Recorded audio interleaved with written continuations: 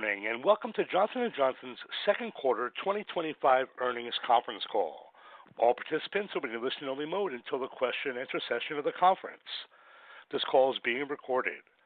If anyone has any objections, you may disconnect at this time.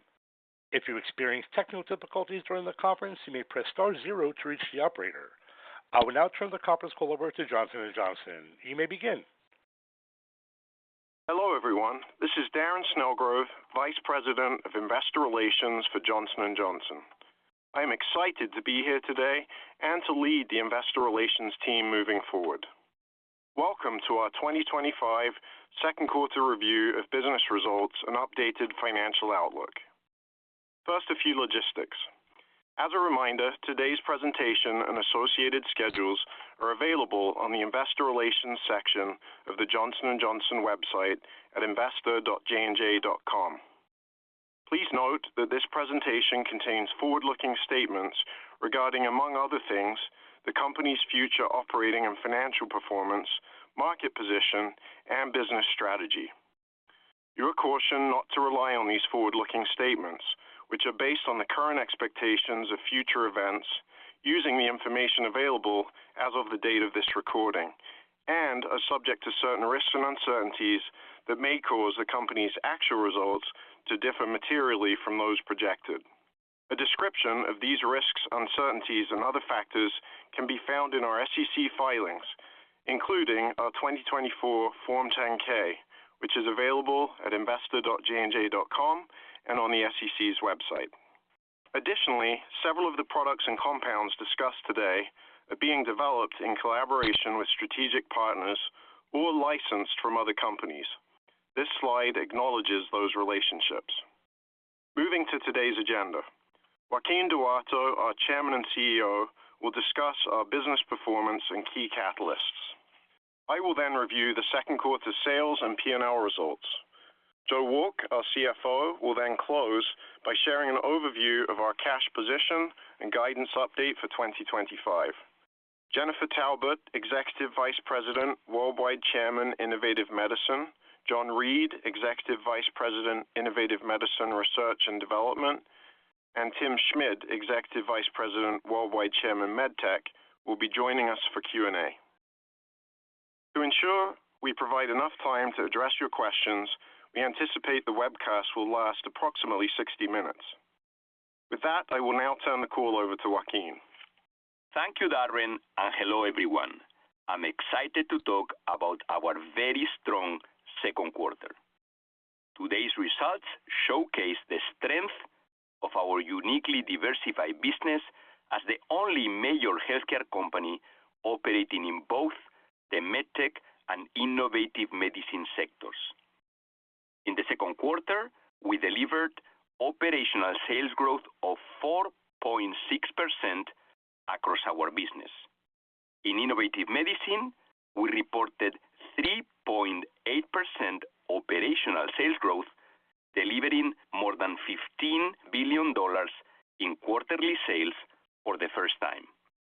No other healthcare company has grown through the loss of exclusivity of a multi-billion-dollar product in the first year.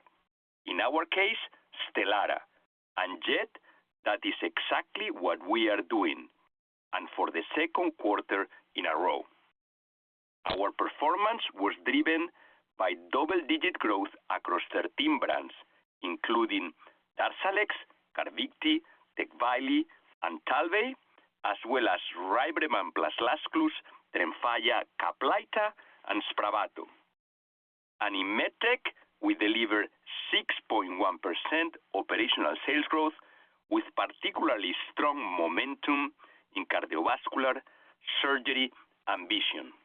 Based on our strong performance in the quarter, we are pleased to raise our full-year sales guidance by $2 billion and EPS guidance by 25 cents from $10.60 to $10.85. Results like these are a direct result of our deep and resilient portfolio. It's what makes Johnson & Johnson unique. Today, we will focus on the remarkable ways we are driving innovation and creating value for patients and shareholders. We'll highlight the depth of our portfolio and pipeline, focusing on 6 areas of unmet need and where we are delivering significant growth: oncology, immunology, neuroscience, cardiovascular, surgery, and vision. These are spaces where we are moving the conversation from treatment to cure, and where we are extending and improving lives in meaningful ways. Let's start with innovative medicine and oncology, where we have a bold vision to eliminate cancer. Our leading products for the treatment of blood cancers and solid tumors are built on cutting-edge scientific platforms that are transforming outcomes for patients. With more than 10 products in market across 26 approved indications and over 25 treatments in late-stage development, we expect to become the #1 oncology company by 2030 with sales of more than $50 billion.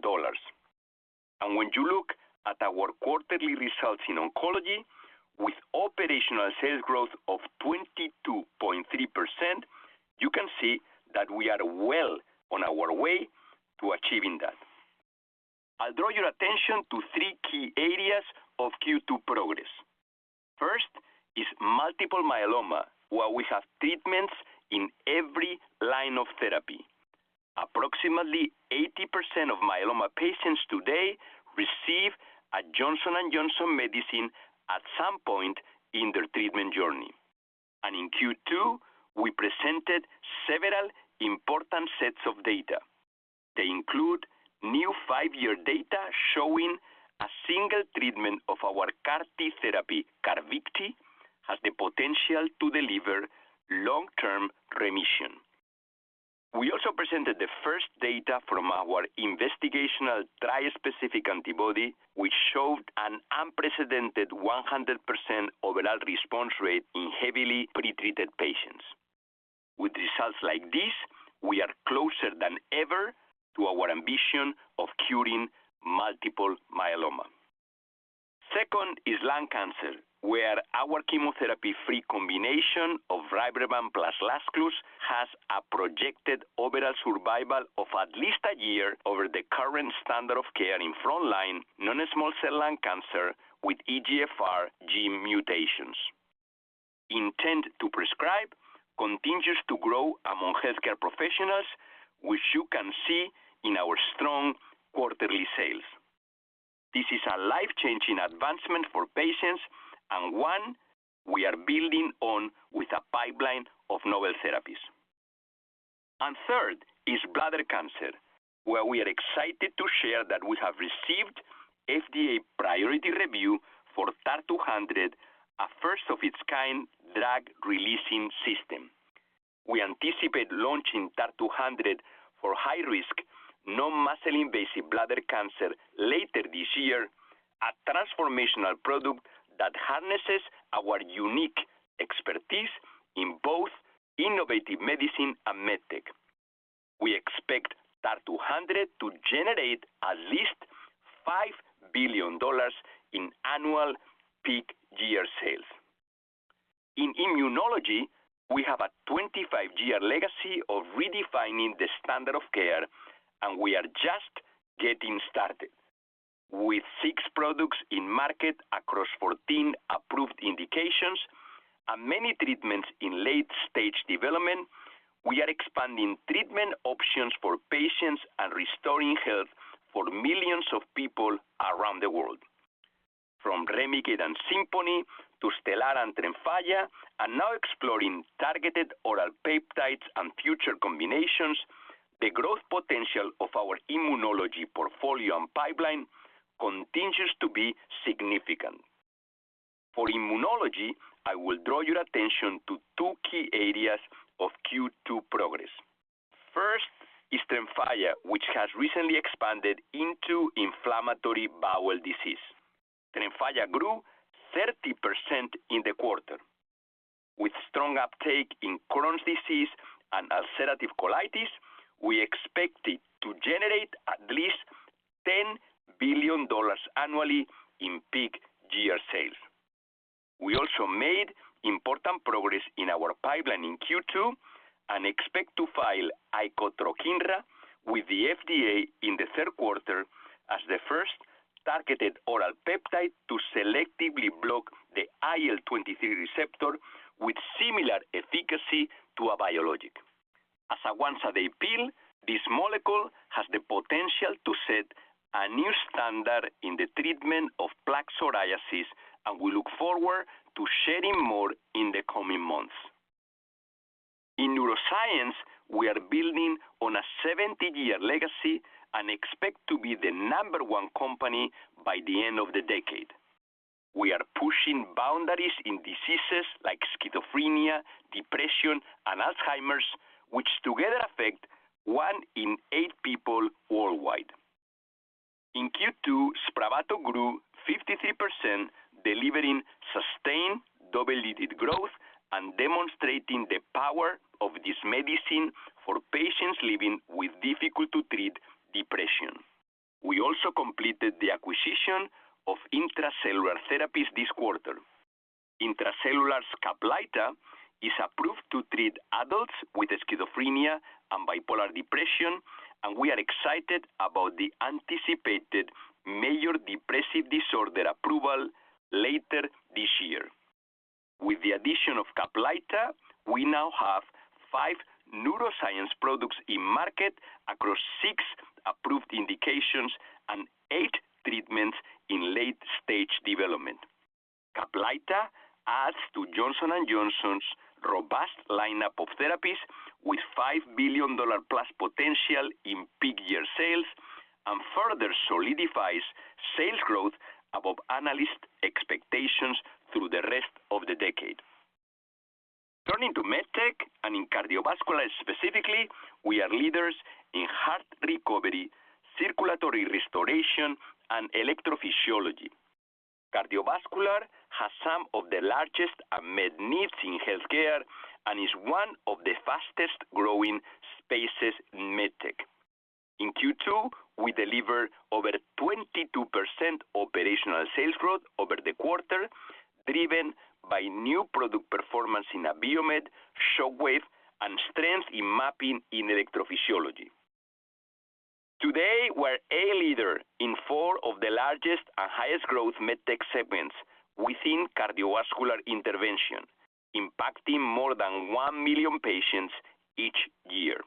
Now, let me highlight 3 areas of important progress from Q2. First is electrophysiology, which delivered close to 10% operational sales growth over the quarter, driven by new product performance and strength in mapping. We have now completed more than 10,000 VARIPULSE cases globally, with a reported neurovascular event rate of less than 0.5%, consistent with published rates across other PFA platforms. Second, we continue to advance a suite of cardiovascular solutions to expand our market leadership, including our dual energy ThermoCool SmartTouch SF catheter, where we performed our first cases in Europe this quarter. It also includes Omnipulse, where we presented strong early data that will expand our portfolio of tools for safe and streamlined ablation procedures. Third is Shockwave's unique intravascular lithotripsy technology, or IVL, which has transformed the treatment of atherosclerotic cardiovascular disease and is driving significant growth. Shockwave is expected to be our $13th billion MedTech platform by the end of the year, a position that is further strengthened by a compelling body of evidence on the benefits of this technology. This includes data showing an IVL-first approach can achieve excellent outcomes in female patients with complex calcified coronary artery disease. In surgery, we have spent 140 years advancing the standard of care, and today our surgical technologies are used in most operating rooms around the world. Q2 highlights include the introduction of the Ethicon 4000 surgical stapler, the newest advancement in our surgical portfolio. Featuring advanced stapling technology and reloads, the Ethicon 4000 minimizes surgical leaks and bleeding, which are common and costly surgical complications for patients and hospitals. This advanced stapling technology will be harnessed for future use exclusively on the Ottava robotic surgery system. And as mentioned on our earnings call in April, Ottava completed its first clinical cases, gastric bypass surgeries performed in Houston. In our conversations with surgeons who have spent time on Ottava, they tell us that they are eager for the system's sophisticated architecture, design features like twin motion, the surgeon-entrusted Ethicon advanced instrumentation only available in Ottava, and the future connection to our open digital ecosystem, Polyphonic. We plan to submit for an FDA de novo approval next year. And finally, Vision, where we have a deep legacy in developing transformational innovation. With quarterly growth of 4.6% across the business and 8.9% in surgical vision, the portfolio has a robust growth trajectory driven by our AccuView Oasis Max 1-Day family of contact lenses and our Tecnis Odyssey and Tecnis PureC intraocular lenses. And with the Q2 release of the first disposable multifocal lenses for people with astigmatism, we have high expectations. You know, few other healthcare companies can talk about their impact across as many high-growth areas as Johnson & Johnson, and none spanning both innovative medicine and MedTech. These 6 examples are only a cross-section of our cutting-edge portfolio. This depth and breadth is who we are at Johnson & Johnson. It's how we grow through a major loss of exclusivity, how we have reinvented ourselves time and time again, and how we will deliver strong financial performance through the end of the decade and beyond. The bottom line is this: Johnson & Johnson's relentless focus on innovation yields results, quarter after quarter, year after year. I will now turn the call back over to Darren. Thank you, Joaquin. Moving to our financial results. Unless otherwise stated, the percentages quoted represent operational results and therefore exclude the impact of currency translation. Starting with Q2 2025 sales results. Worldwide sales were $23.7 billion for the quarter. Sales increased 4.6% despite an approximate 710 basis point headwind from Stelara. Growth in the U.S. was 7.8% and 0.6% outside of the U.S. Worldwide growth was positively impacted by 160 basis points, primarily due to the Intra-Cellular and Shockwave acquisitions. Turning now to earnings. For the quarter, net earnings were $5.5 billion, with diluted earnings per share of $2.29 versus diluted earnings per share of $1.93 a year ago. Adjusted net earnings for the quarter were $6.7 billion, with adjusted diluted earnings per share of $2.77, representing a decrease of 2.1% and 1.8% respectively, compared to the second quarter of 2024. The decrease is driven by interest associated with incremental debt from the Intra-Cellular acquisition and GP erosion from Stelara. I will now comment on business sales performance in the quarter, with a focus on the 6 areas Joaquin discussed that will drive significant growth for the enterprise. Beginning with innovative medicine, where our results demonstrate the depth of our expertise in oncology, immunology, and neuroscience. Worldwide sales of $15.2 billion increased 3.8%, despite an approximate 1,170 basis point headwind from Stelara, demonstrating the strength of our key brands and new launches. Growth in the U.S. was 7.6% and minus 1.6% outside the U.S. Growth outside of the U.S. was negatively impacted by Stelara biosimilars and the COVID-19 vaccine. Acquisitions and divestitures had a net positive impact of 140 basis points on worldwide growth due to the intracellular acquisition. In oncology, starting with myeloma, Darzalex growth was 21.5%, primarily driven by continued strong share gains of approximately 4.1 points across all lines of therapy, with close to 8 points in the frontline setting, as well as market growth. Carvykti achieved sales of $439 million with growth of over 100%, driven by share gains and capacity expansion. This reflects continued strong sequential growth of 17.9% as we expand outside of the U.S. Tecvayli and Talvey growth was 22.4% and 54.3% respectively, bolstered by continued expansion into the community setting. Patient demand remains strong, despite continued adoption of longer dosing intervals. In prostate cancer, Alida delivered strong growth of 21%, with continued share gains and market growth. In lung cancer, Rybrevant plus Lazcluze delivered sales of $179 million and growth over 100%, with sequential growth of 26.5%, driven by continued strong launch uptake. We continue to see share gains in both first and second lines of therapy. Within immunology, Tremfya delivered growth of 30.1%, primarily driven by share gains, with continued strong uptake across recently launched IBD indications and overall market growth. Stelara declined by 43.2%, driven by the impact of biosimilar competition and Part D redesign, which is in line with our expectations. In neuroscience, Spravato growth of 53% was driven by continued strong demand from physicians and patients.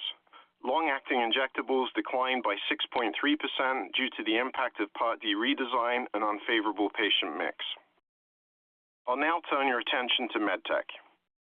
Worldwide sales of $8.5 billion increased 6.1%, with growth of 8% in the U.S. and 4.1% outside the U.S., driven by strong performance in three focus areas: cardiovascular, surgery, and vision.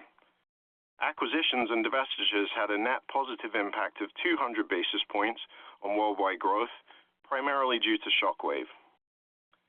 In cardiovascular, electrophysiology delivered growth of 9.8% versus prior year, driven by strength in competitive mapping, new product performance, and procedure growth.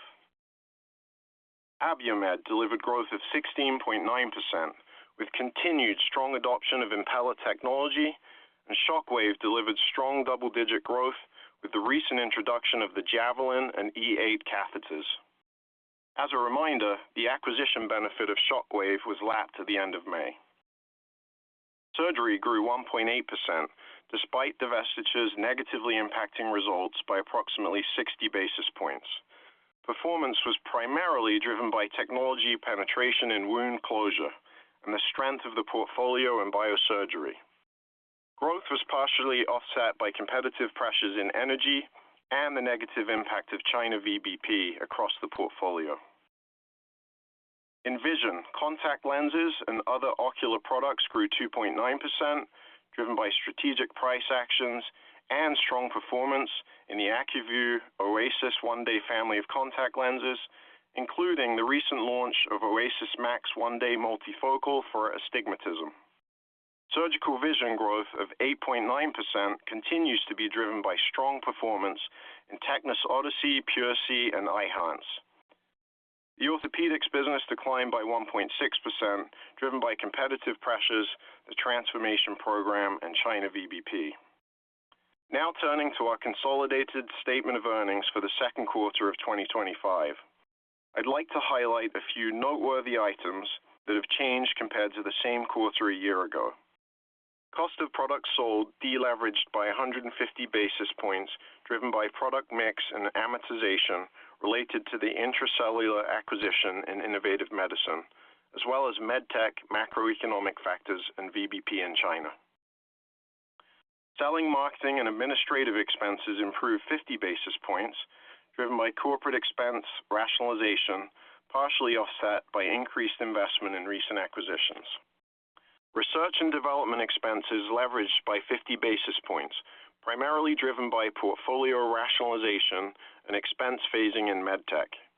We continued our strong investment in research and development, with $3.5 billion, or approximately 15% of sales in Q2. Interest income and expense was a net expense of $48 million, as compared to $125 million of income in the second quarter of 2024, primarily driven by lower rates of interest earned on cash balances and a higher average debt balance associated with the Intra-Cellular acquisition.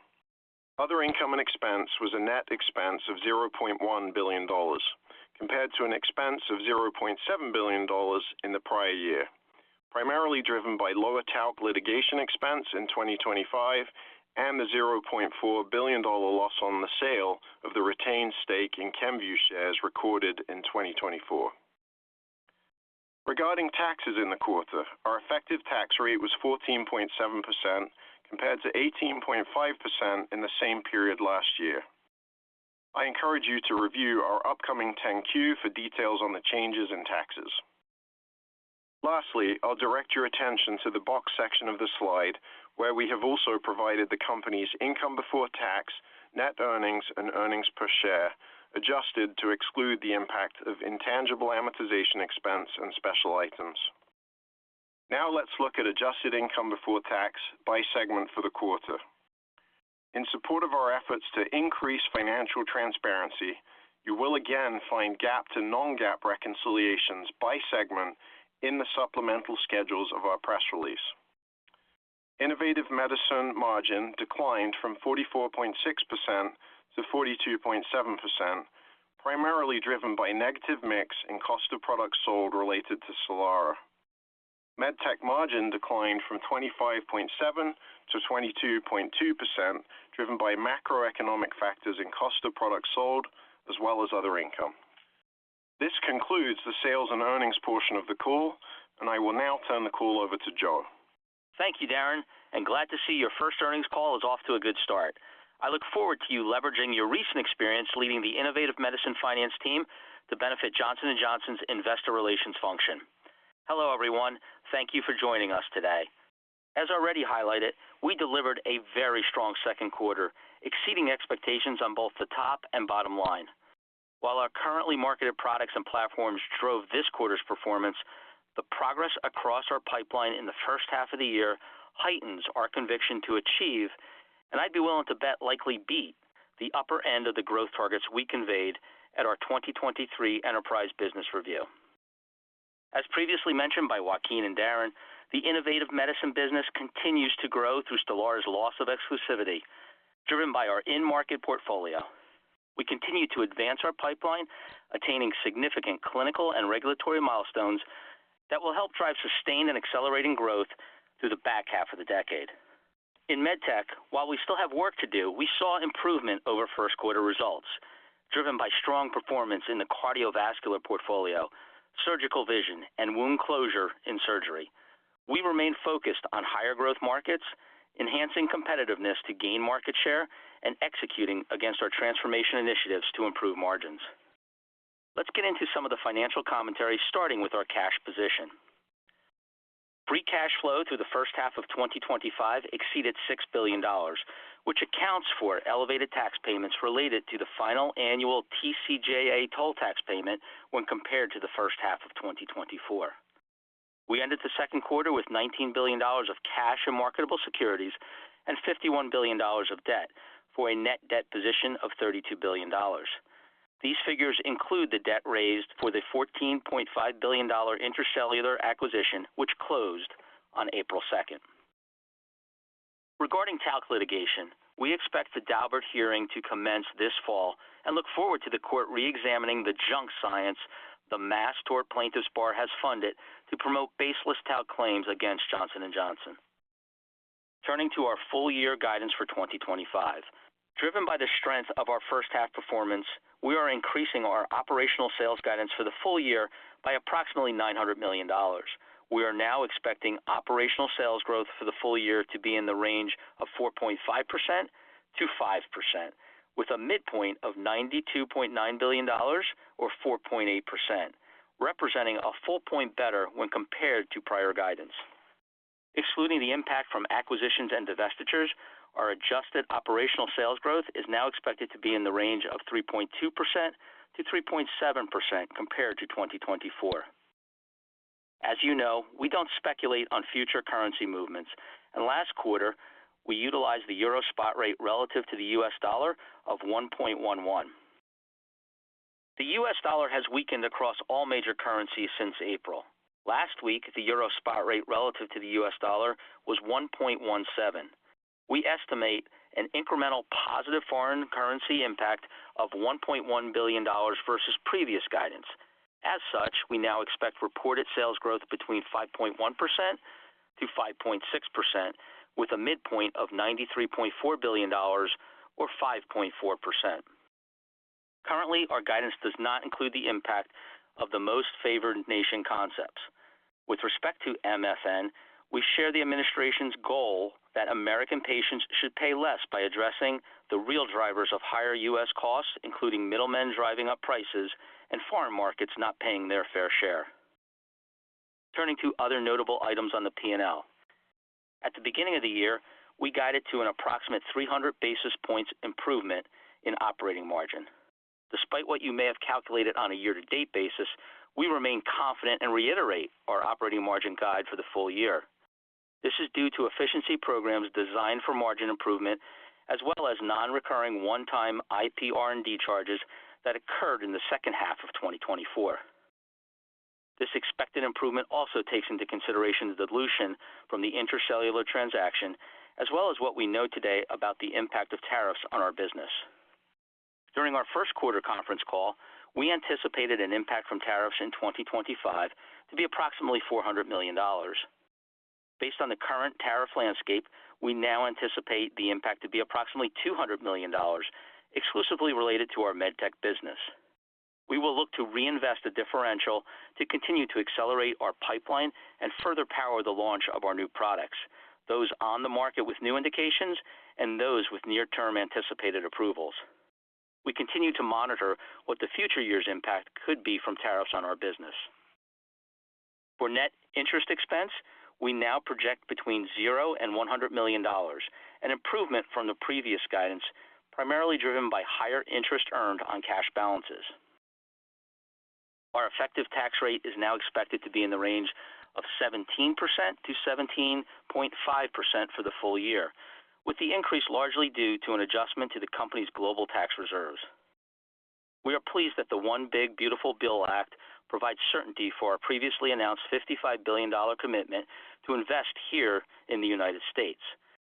This includes provisions such as permanent expensing for domestic R&D spend, permanent bonus depreciation, and 100% expensing of qualified production property, including our newly planned facility in North Carolina. We also welcome the improvements that were made to the international tax system. For your modeling, it is worth noting that the tax rate on foreign earnings, known as GILTI, is increasing by approximately 2% from a statutory rate of 10.5% to 12.6%. This will result in an approximate 1% increase to our global effective tax rate in 2026. Turning to earnings per share, we are pleased to increase our reported adjusted earnings per share estimate by 25 cents to $10.85, or 8.7% at the midpoint, for a range of $10.80 to $10.90, which is a combination of operational improvement and the favorable foreign currency dynamics I referenced earlier. Embedded in that is 8 cents of adjusted operational earnings per share, increasing our guidance to $10.68, or 7% at the midpoint.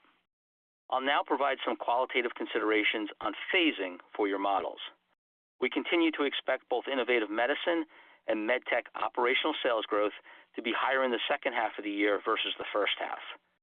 Regarding Innovative Medicine, We maintain the assumption that Stelar's biosimilar competition will accelerate throughout the year, with erosion similar to Humira's in year 2, which is still our proxy, with the additive unfavorable impact of Part D redesign. Turning to MedTech, we anticipate an acceleration in growth to be driven by the increased adoption of newly launched products in cardiovascular, surgery, and vision. We continue to expect normalized procedure volumes and typical seasonality patterns throughout the remainder of the year.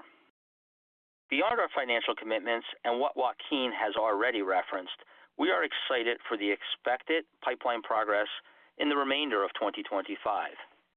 In innovative medicine, this includes expected approvals in TAR-200 in non-muscle invasive bladder cancer, subcutaneous Rybrevant for non-small cell lung cancer in the U.S., Tremfya subcutaneous induction for ulcerative colitis, and Caplyta for adjunctive major depressive disorder. Anticipated filings for approval include Icotrokinra in psoriasis and Tremfya in psoriatic arthritis. As far as data readouts, we are planning for Rybrevant in head and neck cancer and Icotrokinra in ulcerative colitis, as well as head-to-head data versus Sotyktu in psoriasis. In MedTech, we continue to make progress with our clinical trials for our Ottava robotic surgical system. In our cardiovascular portfolio, we are planning regulatory submission for dual energy thermocool SmartTouch SF catheter for cardiac arrhythmia in the U.S., and Impella ECP submission in heart recovery, as well as Javelin and Shockwave E8 launches in circulatory restoration outside of the U.S. In orthopedics, we will be launching a Attune revision hinge and a new plating system called Volt in the U.S. We will also be launching the Ethicon 4000 stapler with 3D reloads in surgery and the AccuView Oasis Max in vision for astigmatism. In summary, I trust you agree the results delivered in the first half are evidence that our portfolio has the breadth and depth that enables us to attain growth, even in the face of a major LOE where very few, if any, other company could. The clinical advancements provide a robust base for accelerated top-line growth, not just for the remainder of this year, but for the back half of the decade. We're confident that the strength of our business model enables Johnson & Johnson to navigate a dynamic external environment while delivering on our financial commitments. This is directly attributable to the hard work and dedication of our 138,000 colleagues who focus daily on advancing our pipeline, increasing market share, and progressing breakthrough treatments to patients that create long-term value for our shareholders. Thank you. And with that, we are happy to take your questions. Kevin, will you please provide instructions for those seeking to participate in the Q&A? Certainly. We'll now be conducting a question and answer session. If you'd like to be placed into question queue, please press star 1 on your telephone keypad. If you'd like to withdraw your question, please press star, then the number 2. Please limit your questions to one question only. Once again, that's star 1 to be placed into question queue, and please ask one question, then return to the queue. Our first question is coming from Chris Schott from J.P. Morgan. Your line is now live. Great. Thanks so much for the question. JNJ also reported a very strong top-line beat despite the Stelara LOE. And I'd just be interested, Joe, in any color you might have in terms of the drivers of upside to the guidance for the year as we think about how much of this is the innovative business versus MedTech, and then any particular franchises in those businesses that's driving the guidance raise. Thank you.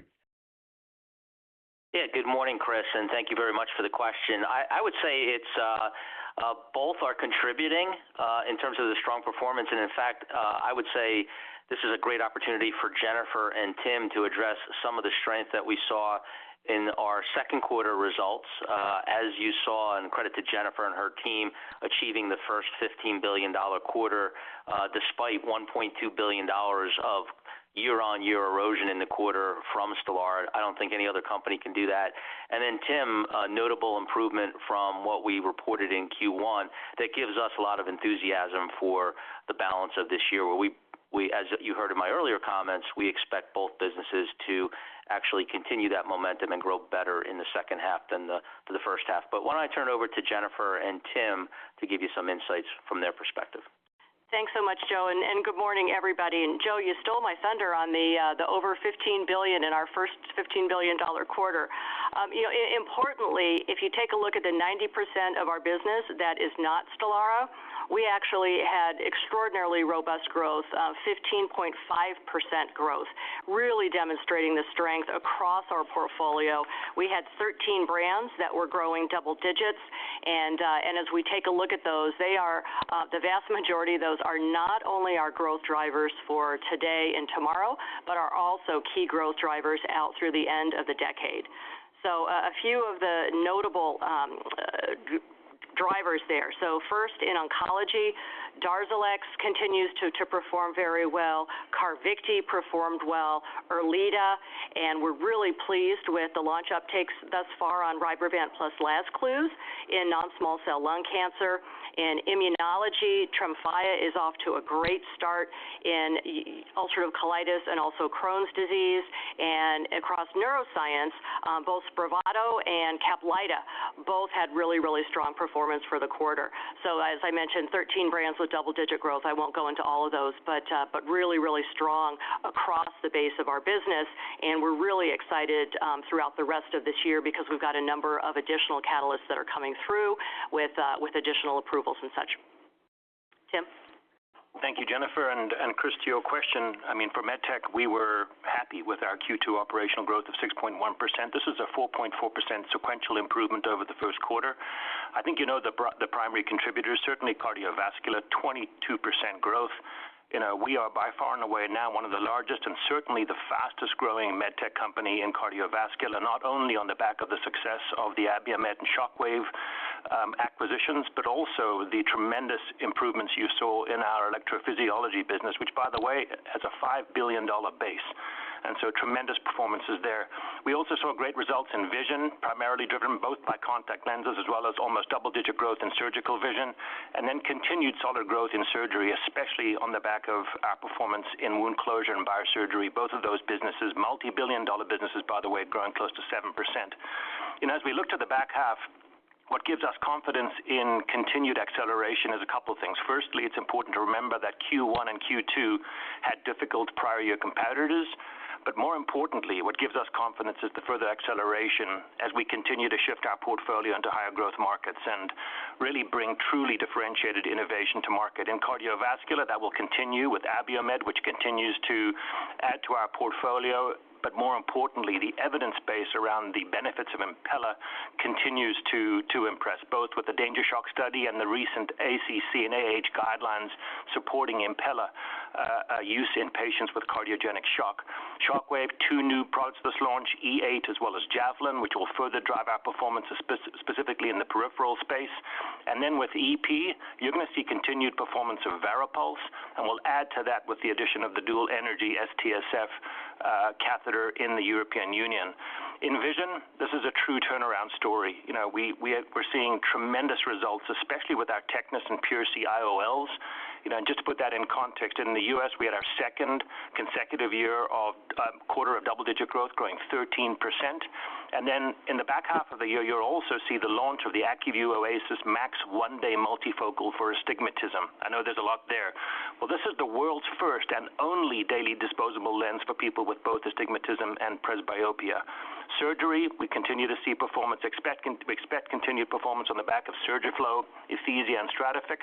And then I will call out that while our ortho performance was softer than we would like, we have strong reasons to believe in continued acceleration through the remainder of the year with, roughly 18 510K approvals last year, close to 40 outside of the U.S., and so big launches coming our way, especially in the areas where we face the most competition. In hips and knees, we have the Velus Uni Knee, a Tune revision hinge, as well as Kinsight 2.0, and then also in spine, we're seeing the rollout of our spine Velus robot, as well as Trialtis, which we are confident that will continue to bolster our growth and competitiveness. And so I think in summary, due to easier comps as well as significant new products, we're confident in continued acceleration in the back half. So, Chris, as you can see, it's hard to pick one particular product that gives us reason for our enthusiasm in the back half. But if I had to point and maybe pick a couple of favorite children, I would say Tremfya. We're just getting started with our inflammatory bowel disease, and we grew 30% in the quarter.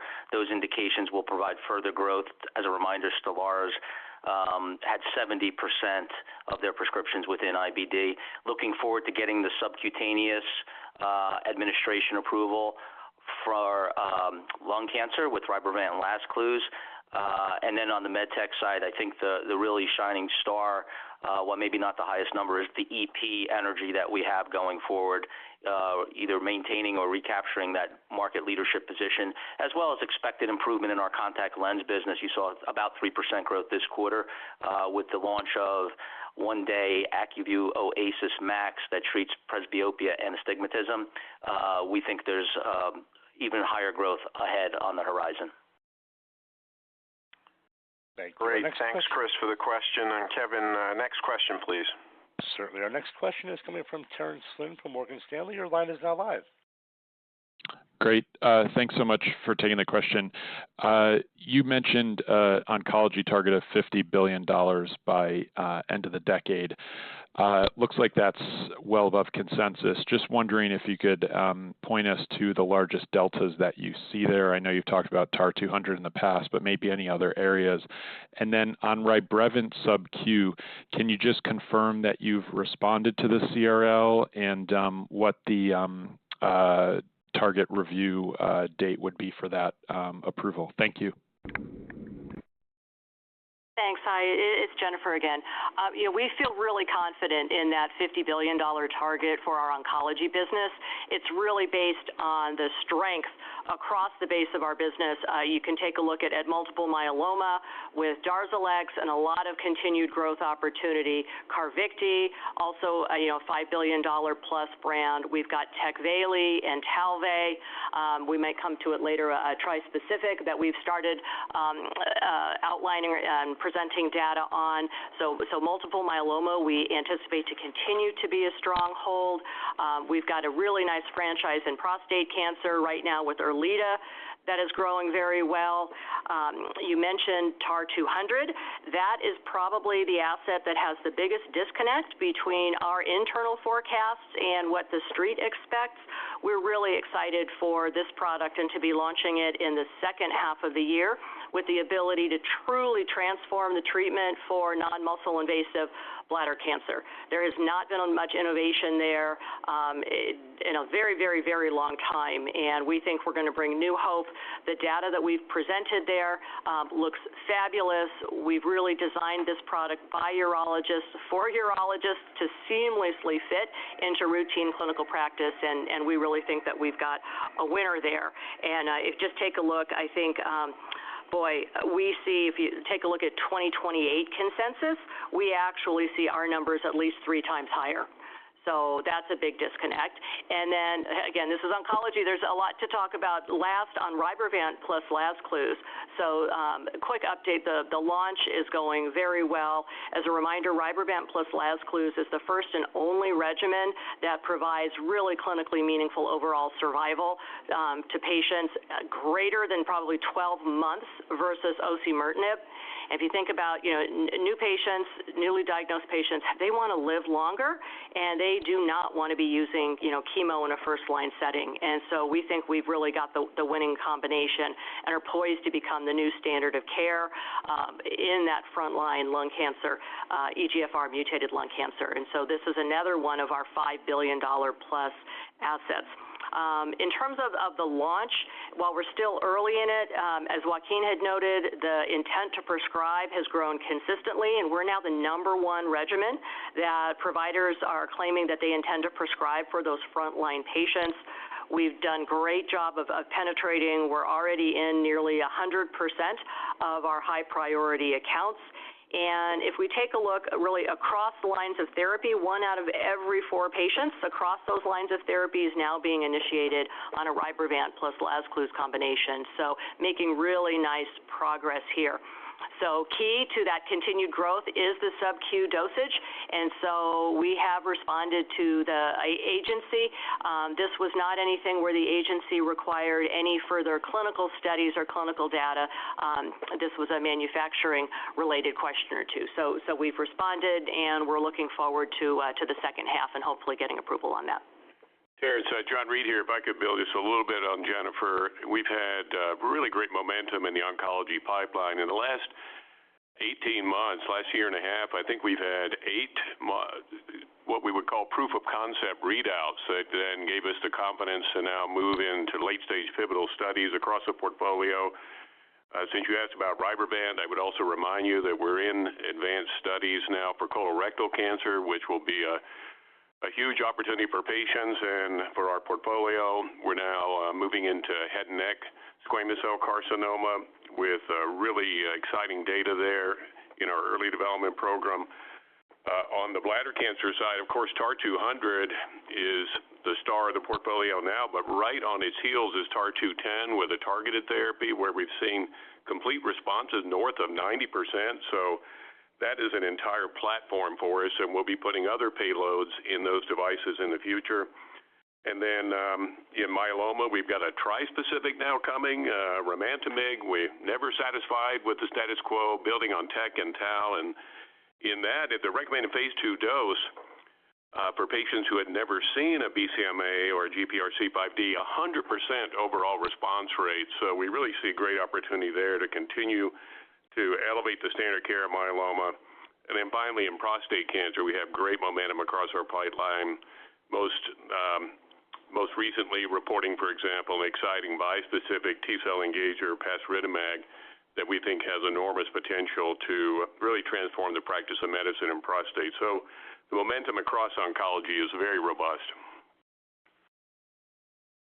Great, thanks. Next question, please. Our next question is coming from Larry Biegelsen from Wells Fargo. Your line is now live. Good morning. Thanks for taking the question. So, Joe, the guidance implies an acceleration in the top-line growth in the second half of this year. Do you see the 3.5% adjusted operational growth this year as something you could accelerate from next year? And do you see room to improve the operating margin next year, beyond the implied, I think, 32.8% in the 2025 guidance? Thanks for taking the question. Yeah, good morning, Larry. Thanks for the question.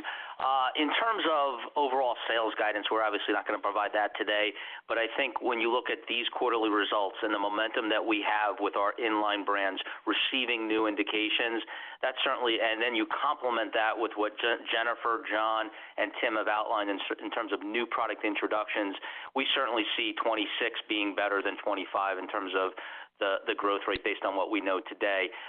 In terms of margin accretion, I'll reserve and keep the powder dry until we get a little bit further into this year.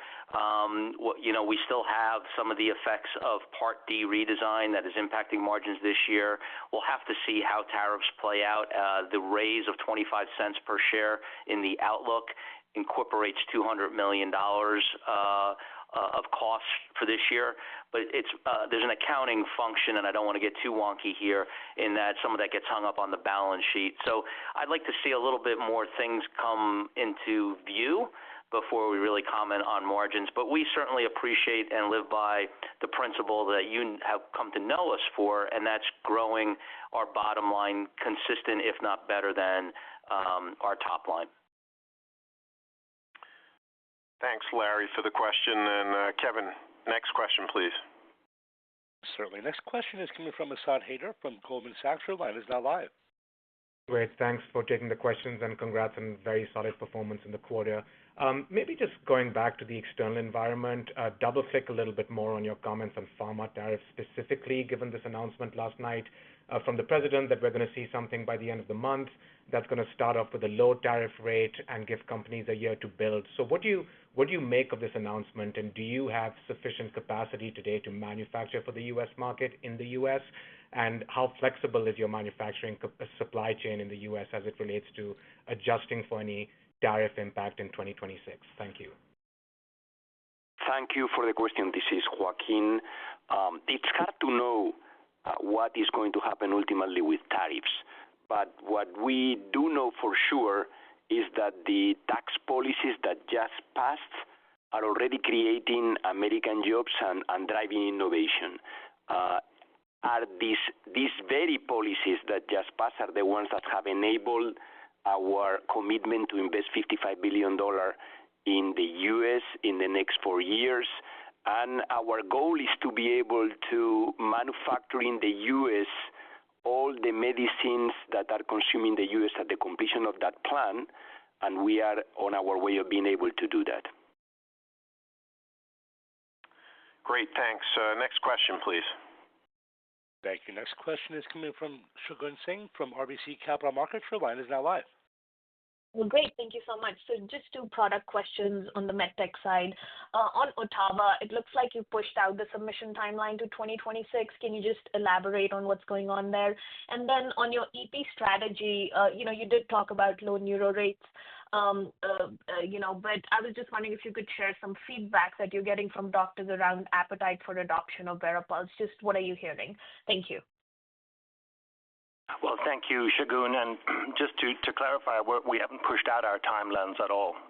In fact, we've met all of the milestones that we've communicated to the market, both in terms of submission late last year, approval late last year, starting the clinical trials in patients in the first quarter of this year, and our expectation that we will file for de novo submission in the first quarter of next year. And so feel very confident about the progress that we're making on Ottava.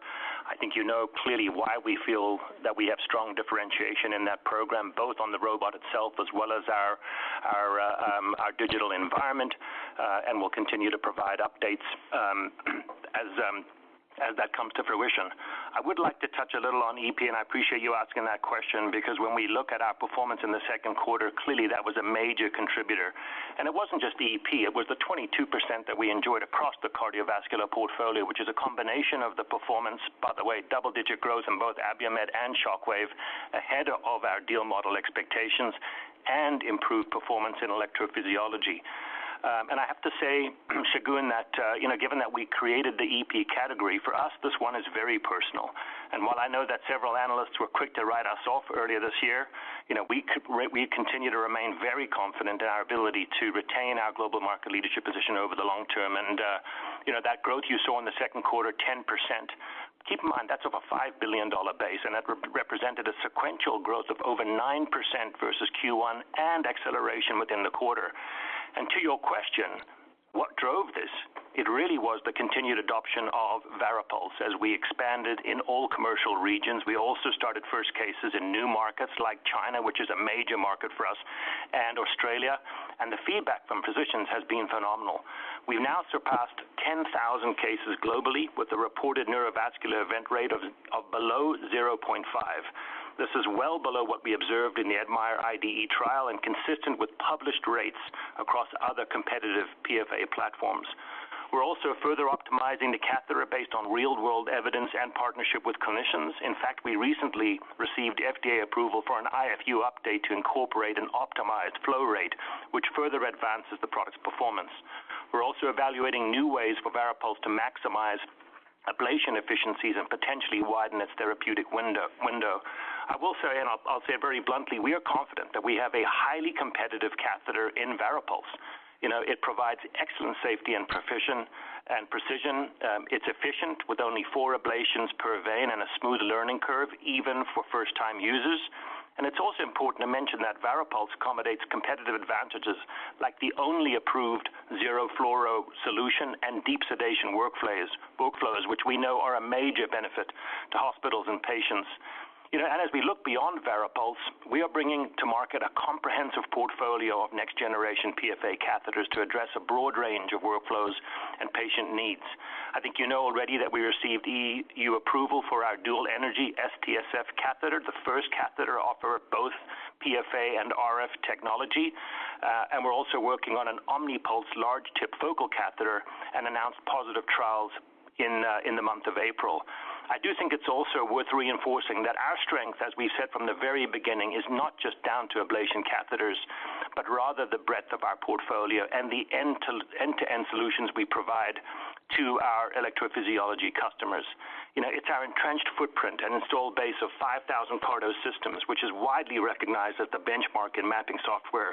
It's our broad network of highly trained mappers, which we continue to expand. And just to highlight this point, the strategic differentiation of CARDO and our mappers has, even in light of the competition we faced here in the U.S., enabled us to retain our leadership in mapping U.S. PFA cases. And finally, it's our market-leading navigation and ultrasound catheters, further strengthened with the recent launch of the SoundStar Crystal ultrasound catheter earlier this year. EP is currently, I think it's fair to say, probably the most exciting category in MedTech, and let me be clear, we are not rolling over. We are, in fact, increasingly confident that our 30 years of experience and our full portfolio of offerings positions us well to continue to retain our global leadership position over the long term. Thank you, Shagun. Thanks, Shagun and Tim. Next question, please. Thank you. Next question today is coming from Alex Hammond from Wolfe Research. Your line is now live. Thanks for taking the question. For TAR 200, can you walk us through J&J's launch strategy? Are there salesforce training, supply chain, patient access, and urologist education programs in place? And as a follow-up, how are you thinking about the ultimate patient penetration here? Hi, thanks so much for that question. So first of all, we think that there's an extraordinary opportunity here. There's 600,000 new patients that are diagnosed each year and another 400,000 that are recurrent. So we really see the opportunity as quite large. We'll be entering in the first indication in patients that are experienced or have failed BCG. But shortly then after, we'll be expanding into that broad, non-muscle invasive space. And so we do think that there's a lot of patients that are eligible for treatment. I think this product really represents the best of what J&J can bring forward. And we have capitalized not only on the strength of innovative medicine in developing this, but also the strength of MedTech, with everything from the engineers to catheter development to the J&J institutes, the training that they have run, really, really best in class, best in industry, so that we can bring forward a product that will very, very quickly be able to work with urologists, with their practices, and to help get this product out to patients. So the launch, I'm not going to go into all the details around the launch planning, but suffice to say that the planning is very, very well underway, and the team is very excited for what we're optimistically think is going to be a very successful launch for patients here. Thanks, Alex. Next question, please. Thank you. Next question is coming from Danielle Antalffy from UBS. Your line is now live. Hey, good morning, everyone. Thanks so much for taking the question, and congrats on a really good quarter. Darren, what a great quarter to start. So just a question on MedTech. I mean, you guys are already growing closer or in line with the broader market. You do have some underperformers still in MedTech and surgery and orthopedics, but you've highlighted a few avenues from a new product launch perspective and improving execution to getting those back to in line with market growth. You're weathering, EP headwinds. So if we look ahead to 2026, 27, is it fair to think of the MedTech business as a closer to high single-digit growth business? I mean, how do we think about the impact of these new product launches and some of the underperformers, the potential for them to reaccelerate, and what that means, given that you're already back to sort of 5+% growth in MedTech, even with them continuing to underperform? I hope that question makes sense. Thanks so much. No, it does, Danielle, and thank you.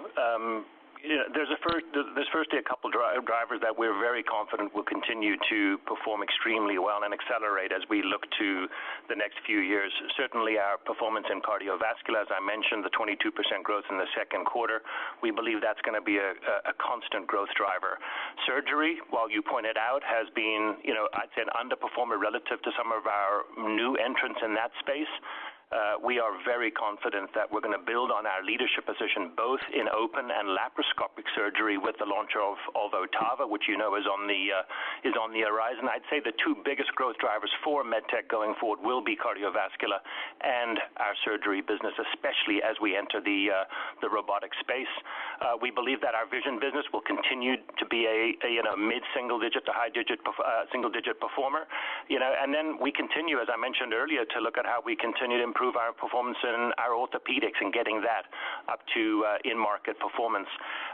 You know that in late 24 we mentioned that as part of the EBR we would grow in that roughly 5 to 7% range at the upper range through 22 to 27 on an operational basis, and we're very confident in our ability to deliver that.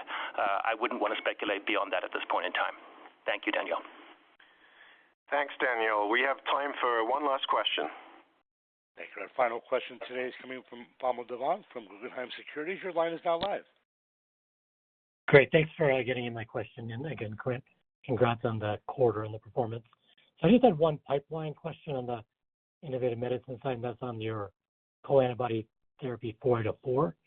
So I thought we might see some of the psoriatic arthritis data already this year, EULAR, but we didn't see that. And I thought we were hoping to see the IBD data later this year. So I'm just wondering if you can maybe give us an update on when we should expect to see those two readouts, and then just your general level of enthusiasm. I assume you have at least some of this data in-house. You've had a chance to see how the competitive dynamics are playing out in the immunology space. So I'd love to just kind of get an updated sense of your perspective on 4804's potential. Thank you.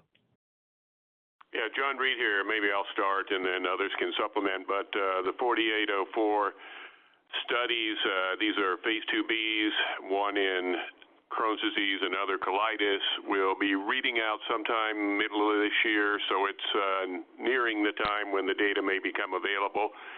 And then based on that, we'll make decisions about next steps. As you know, in the earlier phase 2A study, we saw really compelling data there that it looked like this combination of an IL-23 inhibitor together with a TNF inhibitor, two products that have been in our pipeline, but coming together could break through the traditional efficacy ceilings in patients with difficult to treat inflammatory bowel disease and give perhaps more than half those patients the chance at sustainable complete remission. So we're excited about this co-antibody therapeutic. It'll be the first of many such approaches to trying to address these difficult to treat patients down the line.